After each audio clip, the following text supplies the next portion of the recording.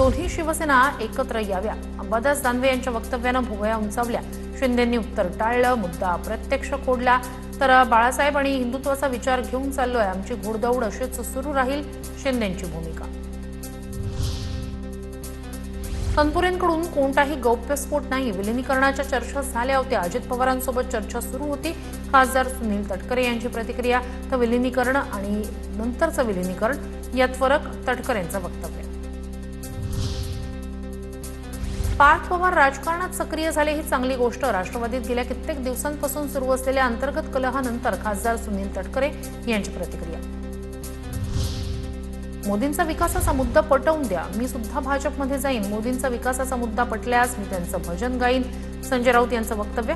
तो मोदींच्या विकासाचे 1000 मुद्दे पटवून सांगणार, बावनकुळे यांचा राऊतांना उत्तर. लाडक्या बहिणींचा शाप महायुती सरकारला लागणार, अपात्र बहिणींच्या शापामुळे सरकारचा सत्यानाश होणार. राज्यात 80 लाख महिला अपात्र ठरवण्यात आल्यानंतर विजय वडेट्टीवार यांची टीका.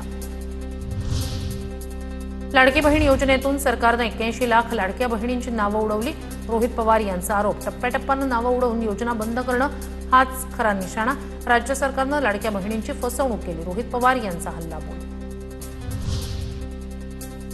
लाभार्थी महिलांनी केवायसी करूनही पैसे बंद झाल्याची तक्रार केली आहे. यासाठी फेरतपासणी करण्यात आली. तर 2 शासकीय योजनांचा लाभ घेणाऱ्या महिलांना यातून वगळलं. मंत्री अदिती तटकरे यांची माहिती. राजकारणात खुर्ची महत्वाची आहे, त्यामुळे आपली खुर्ची घेऊन आपण बसलं पाहिजे. मंत्री चंद्रकांत पाटील यांचं कोल्हापूरमधील वाढदिवसाच्या कार्यक्रमात मिश्किल वक्तव्य. कॅबिनेटच्या दिवशी मुंबईत ठाण मांडून बसू नका, शिवसेनेच्या जिल्हाप्रमुखांना उदय सामंत यांनी फटकारला. मुंबईत हॉटेल बुक करून राहणाऱ्या जिल्हाप्रमुखांनी हे थांबावं, सामंत यांचा सल्ला. आता पाहणार आहोत टॉप 9 बातम्या राजकीय. काहींनी पक्षाच्या चिन्हावर निवडणूक जिंकून पक्षाशी गद्दारी केली. भाजपनं नगरसेवकांना पैसे देऊन नेल्याचा वडेट्टीवारांचा आरोप. विजय वडेट्टीवार यांची नॉट रिचेबल नगरसेवकांवर टीका. प्रसिद्धीची हाव आली, तरुणाच्या अंगलट. भारतीय राजमुद्रेचा आणि राजकीय नेत्यांच्या नावाचा गैरवापर केल्यानं अहिल्यानगरमध्ये विश्वजित धुळगंट या तरुणाविरोधात गुन्हा दाखल. प्रसिद्धीसाठी मोदी, फडणवीस, शिंदे यांच्या नावानं बनावट शुभेच्छा पत्र सोशल मीडियावर व्हायरल. गोपीनाथ मुंडे यांच्या पुण्यतिथीनिमित्तानं पंकजा मुंडे यांचं समर्थकांना आवाहन. मोदींच्या आवाहनानुसार कोणतेही भव्य कार्यक्रम आयोजित करू नका. तर मुंडेंची पुण्यतिथी आपापल्या गावात, शहरात, घरी साजरी करा असं आवाहन. काँग्रेस नेते दिग्विजय सिंह यांनी केलं पंतप्रधान नरेंद्र मोदी यांचं कौतुक. आमच्या पंतप्रधानांवर पूर्ण विश्वास, ते विद्यार्थ्यांवर कोणताही अन्याय होऊ देणार नाही. शिक्षण मंत्रालयाशी संबंधित बाबींवर चर्चेसाठी बोलावलेल्या संसदीय समितीच्या बैठकीवेळी समितीचे अध्यक्ष दिग्विजय सिंह यांच्याकडून मोदींचं कौतुक. काँग्रेस नेते दिग्विजय सिंह यांनी मोदींचं कौतुक केलं नाही. काँग्रेस नेते जयराम रमेश यांचं स्पष्टीकरण. शिक्षणविषयक समितीच्या बैठकीत कौतुक केल्याची चर्चा होती, मात्र तसं काही घडलं नसल्याचं रमेश यांचं स्पष्टीकरण. कल्याणमध्ये भाजपला धक्का. पदाधिकारी राम बनसोडे यांची शेकडो कार्यकर्त्यांसह पक्षाला सोडचिठ्ठी. पदासह प्राथमिक सदस्यत्वाचा राजीनामा. स्थानिक नेतृत्वावर नाराजी व्यक्त. लवकरच शिंदेंच्या शिवसेनेत प्रवेश करणार असल्याची माहिती.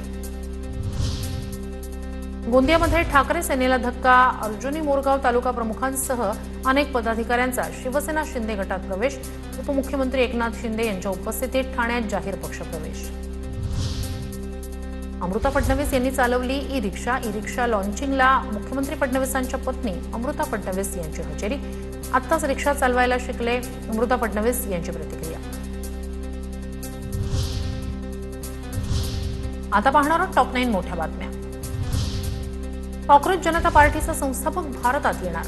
अभिजित दिपके 6 जूनला दिल्लीत आंदोलन करणार. धर्मेंद्र प्रधान यांच्या राजीनाम्याची मागणी. हिंदू आता जागा झालाय, पुढच्या काळात जिहाद होऊ देणार नाही. देशात आणि राज्यात जिहाद सुरू आहे, त्यामुळे हिंदू संघटित झाला पाहिजे. संजय केळकर यांचं वक्तव्य. भोंदूखराच्या बनावट बँक खात्यांचा तपास. एसआयटीकडे वर्ग होण्याची शक्यता. समता पतसंस्थेच्या राहाता शाखेत खरात नॉमिनी असणारी 100 खाती. जवळपास 70 कोटींचे व्यवहार.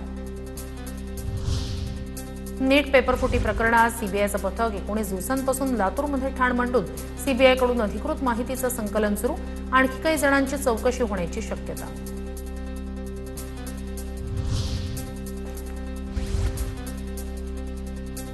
डोंबिवलीतील पिंपळेश्वर महादेव मंदिरात भाजप प्रदेशाध्यक्ष रवींद्र चव्हाण यांच्याकडून सहकुटुंब संकल्पपूर्ती पूजन 8 जूनला मुख्यमंत्री, उपमुख्यमंत्री यांच्यासह अनेक मंत्री उपस्थित राहणार. दरम्यान पिंपळेश्वर महादेव मंदिराला 4 एकर 25 गुंठे जमीन देण्याचा सरकारचा निर्णय. दिल्लीत 19 किलोच्या व्यावसायिक सिलेंडरच्या किमतीत 42 रुपयांची वाढ. नवीन दरानुसार व्यावसायिक सिलेंडर 3113 रुपये 50 पैशांना मिळणार.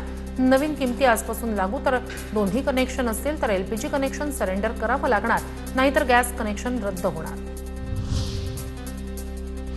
कच्च्या तेलाच्या किमतीत 2% वाढ. कच्च्या तेलाच्या प्रति बॅरलची किंमत आता $93वर. इस्रायलनं लेबनॉनवर केलेल्या हल्ल्यांमुळे किमती वाढल्याचा अंदाज. आजपासून केंद्र सरकारकडून पेट्रोल, डिझेल आणि हवाई इंधनाच्या निर्यातीवर नवीन शुल्क लागू करण्याचा निर्णय. पेट्रोलच्या निर्यातीवर ₹1.50 प्रति लिटर, डिझेलवर ₹13.50 प्रति लिटर, तर एटीएफवर ₹9.50 प्रति लिटर इतकं नवीन निर्यात शुल्क मोजावं लागणार. केरळमध्ये 2 ते 3 दिवसात मान्सून दाखल होणार, भारतीय हवामान विभागाची माहिती. तर 1 जूनपासून राज्याच्या काही भागात वादळी पावसाची शक्यता. मात्र शेतकऱ्यांनी पेरणीची घाई करू नये, भारतीय हवामान विभागाचं आवाहन.